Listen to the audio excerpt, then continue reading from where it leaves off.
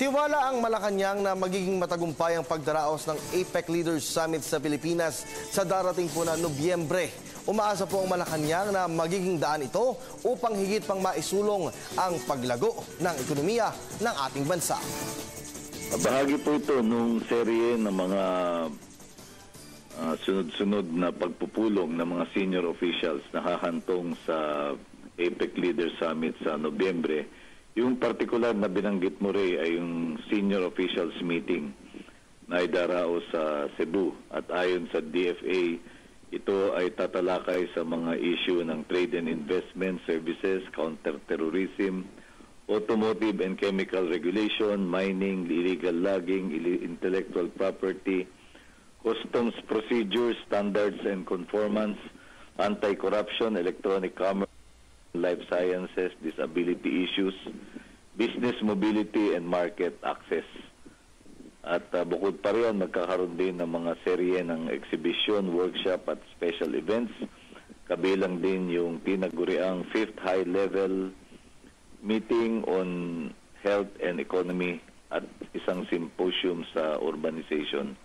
Ang binanggit po natin ay nakatakda pang maganap sa susunod na buwan, September 5 to 6 sa Cebu. At pagkatapos naman nun, yung magkakaroon naman ng APEC Structural Reform Ministerial Meeting, September 7 to 8 naman. At tampok naman dyan yung mga Academic Development Ministers at ang pagpupulong ay pamumunuan ni NEDA Secretary Arsenio Balisacan. At ang layunin nila ay to capacity for growth in Asia-Pacific markets. Meron po silang focus sa 5 taong inisyatiba ng pagpapahusay ng ease of doing business. Yung para po mapadali ang kalakal at negosyo sa iba't ibang ASEAN countries.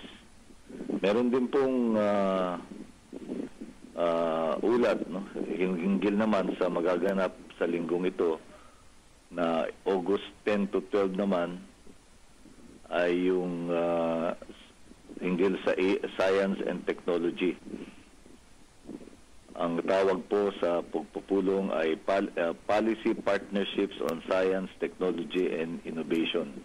Ito po ay isang APEC working group. Ang mamumuno naman po sa pagpupulong na ito ay ang DOST at ang CHED, ang Commission on Higher Education.